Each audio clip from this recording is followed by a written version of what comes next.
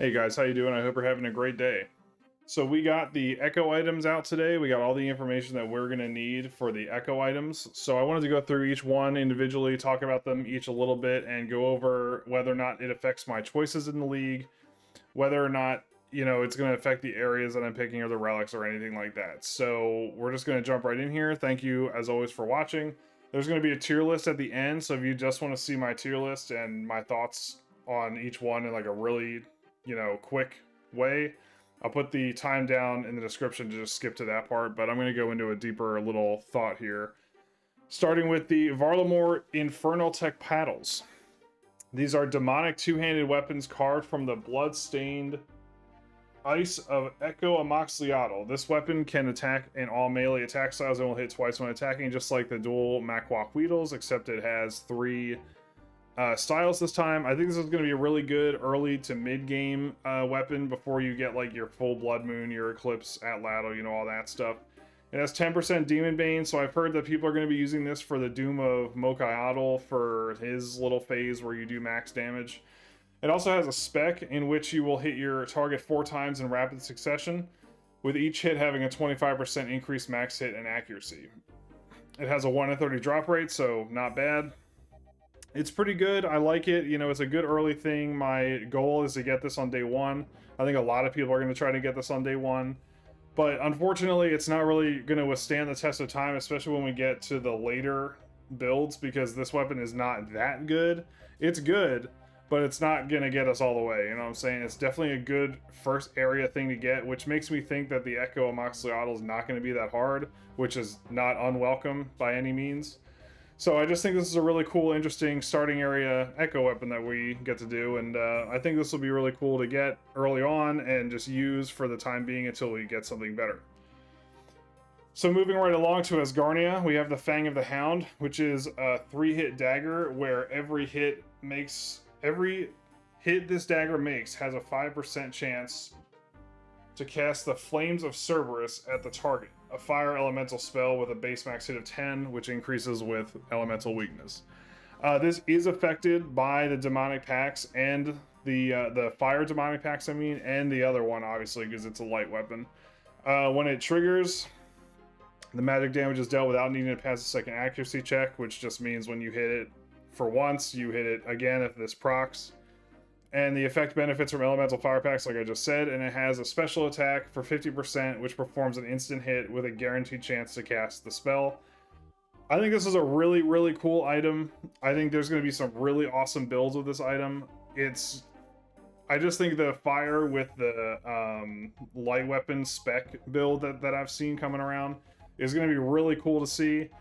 It has a drop rate of 1 in 25, and Asgarnia is already a great area, so if you're doing a melee build, this might be up your alley. The spec is really cool. It's going to synergize well together with the fire and the spec builds, so this is a really cool item. I like this one a lot. I will be getting it since I'm taking Asgarnia, but it's not in my final build, but, who knows? Maybe I'll end up really liking it and want to do it for my final. So next up we have a returning favorite, the Drygore Blowpipe in the Desert, which drops from the Echo Calphite Queen. This was probably my favorite Echo item of last year because it had the 1-tick attack speed, plus it never missed because of the ranged combat mastery, which was a ton of fun to do. We were just machine gunning these things down with this blowpipe. It was just destroying everything. It was a lot of fun. It rolls accuracy twice, and then they added a burn chance at 25% with this weapon now, which is a new thing for this league, which is pretty cool. It's a 1 in 20 drop rate. The Calphite Queen last year was honestly not that bad. I actually liked the Echo Calphite Queen more than the original. It was just more fun to do, and you didn't have to worry about panic eating every 10 seconds because you just got smacked for 90 damage. So it was a lot of fun getting. It was a lot of fun to use. I think it'll be just as fun this year to use, except there's obviously no missing this time. I think they learned their lesson with that last time. Range was just OP last time. It was so good. So, another returning favorite. We like that. Fremennik this year, we have V's Helm, which is again from the Echo Dagonoth Kings. If you remember last year, the Echo Dagonoth Kings dropped those the jewelry. It was like the Amulet of the Monarchs and the Ring of the Monarchs or something that were the best in slot rings that you could get. So good in fact that you might have picked this region just for this boss. I know I did. The item was just so good. It was like an auto include in every build. Like you had to take Fremennik to do this boss because it was just too good to not take. And I think they wanted to avoid that this year, so that's why they did V's helm. This helmet, when it's worn, has a 5% chance. When hit directly with 1 or more damage, will reduce the damage to 0, so 1 in 20. When it triggers, your next special attack within the next 60 seconds will cost no special attack energy. That's pretty cool. It also counts as an Imbued Slayer helmet, so great. This is going to be really good, especially if you are going as Garnia with the spec dagger thing. I mean, I think that's going to be a really good synergy. Any spec build is going to be a nice synergy with this item. It's not really up my alley. It doesn't really fit my build, but that's okay. You know, they're not all for everyone, but it is a good helm. It's best in slot in almost everything. I like it. It's cool. It's not for me, but I'm sure there's going to be builds that utilize this that are going to be absolutely insane. So, you know, keep your eye out for this. Maybe if you're thinking of doing that, this might be on your list now. You know, it's not as good as I thought it was going to be, but then again, I know they're not going to make such a busted combo like they did last time, so it's obviously not going to be as good as it was, because they don't want everyone choosing it for the sake of good items. And then in Kandarin, we have the Shadow Flame Quadrant and the Devil's Element. I've heard a lot of talk about this. I've heard a lot of people are switching now to Kandarin just for this item, which makes sense, because it's like the only thing you can do in Kandarin is Thermonuclear Smoke Devils and Zenites. I'm not going mage, at least not on my first account, which is, you know, whatever. So it's not really up my alley. You can't convince me that Kandarin is good in any capacity ever.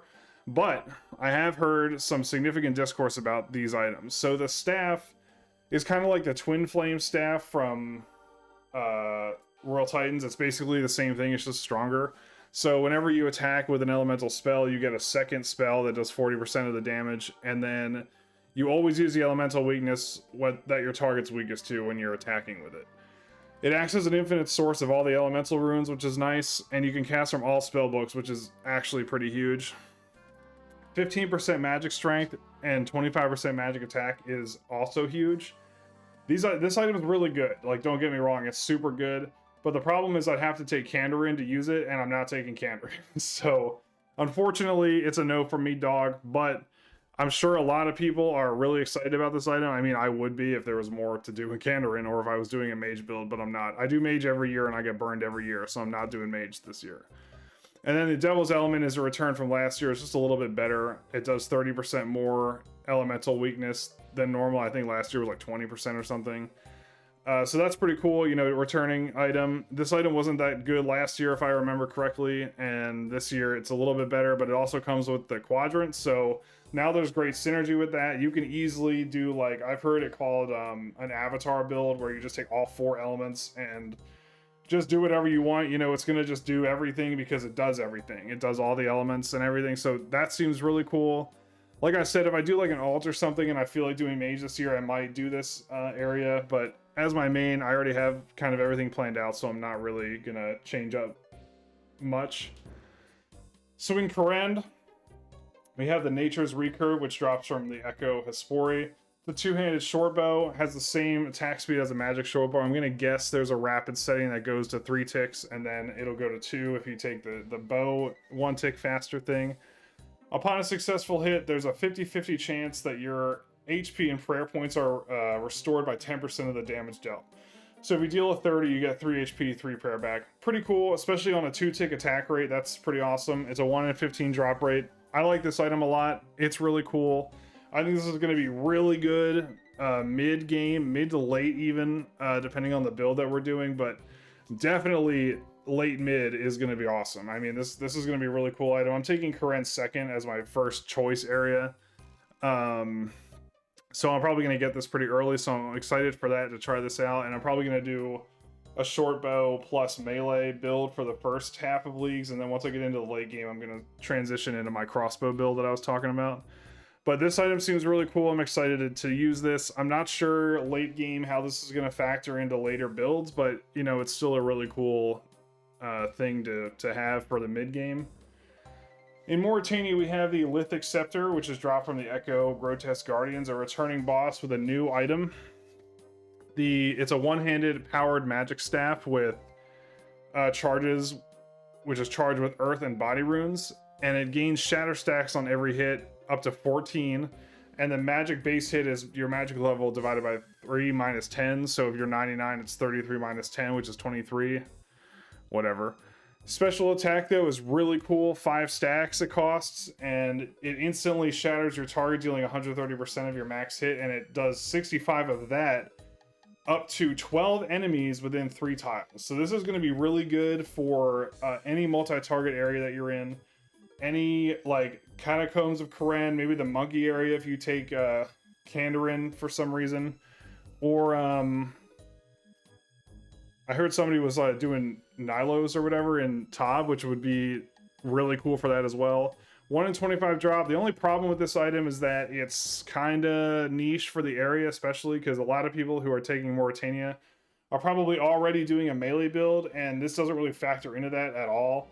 You know, it's kind of cool, but I mean, it's a melee area, so if you're doing like a magic focused build, you're not going to take Mauritania. You're probably going to take Kandarin and Karen and probably either Asgarnia or maybe Wilderness to get the cape. You know, I don't think Mauritania is really in the cards for a magic build, but again, it's a really cool item. If it was in a better area, this would definitely be like an auto include almost. You know, if I was doing a powered magic staff build and it wasn't Mauritania, like pretty much any other area, this would be like an auto include. Like if this was in the desert, I would just take it. But unfortunately, it's not.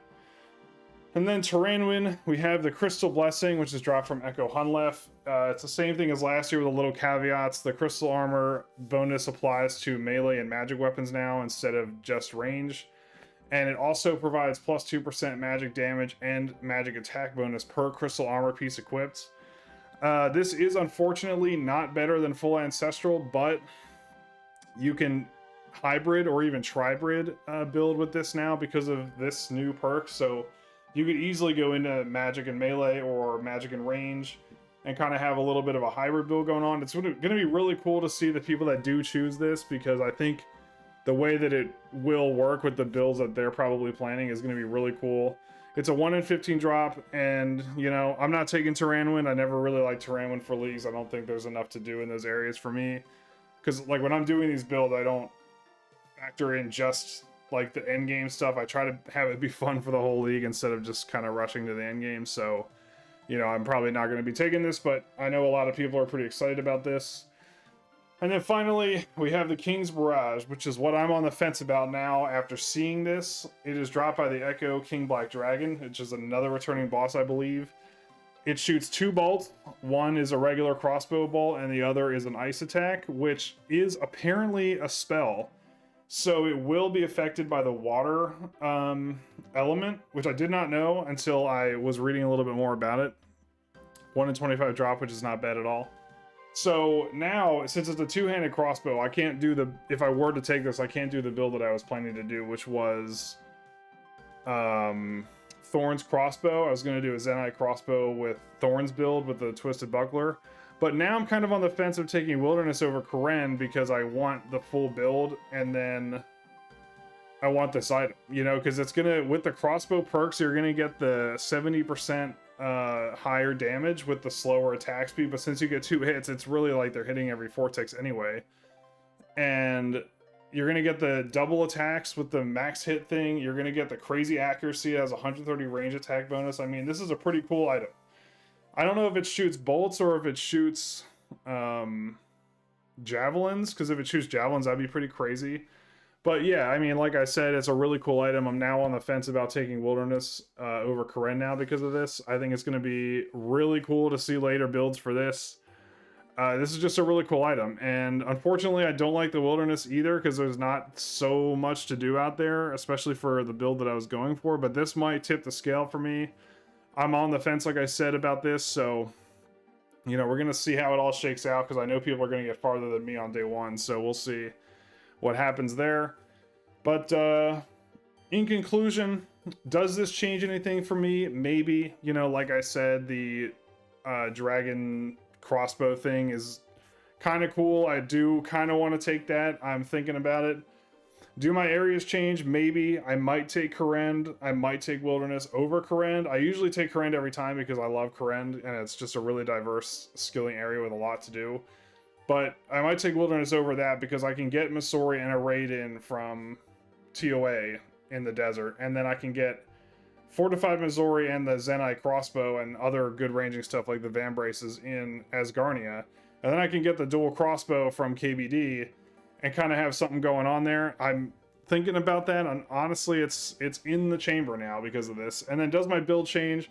Not really.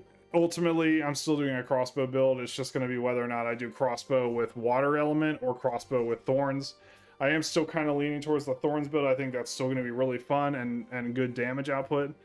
But like I said, you know, it's all up in the air, as it always is with leagues. You know, I'm playing with a lot of different ideas. I'm going to have a Relics and Demonic Packs build coming out in the next couple days right before Leagues comes out, so keep an eye out for that. And then finally, I have my tier list. So in the build specific category, you know, I'm going to get some flack for this, I'm sure. I have the Trident, or the Fork, and the Devil's Element. Like I said, these two items are not enough for me to pick Kandarin. I'm not really into mage this league at all, but I know some people are really going to be excited about this and they're going to want to do their build. So in the not for me, but still good tier, I have V's helmet. Like I said, Dagonoth King's reward is not as good this year, which makes sense because they didn't want everybody just piling into Fremennik. But, you know, it's going to be good for build specific. You know, I'm not doing a spec build. I'm not doing, you know, anything like that. So it's not really that good for me. The dagger as well, not really for me. I will be getting it because I'm in Asgarnia, but I'm not going to be using it very long because I'm switching up to my crossbow build. But it will be good for the time that I do have it. I'm sure I'll do a melee something build while I'm waiting for, you know, the better items that I'll be getting for the crossbow build. And then same goes for the crystal quiver thing. I don't really care for Tyrannoin that much. I'm not doing mage this year, so the powered staff thing doesn't really affect me.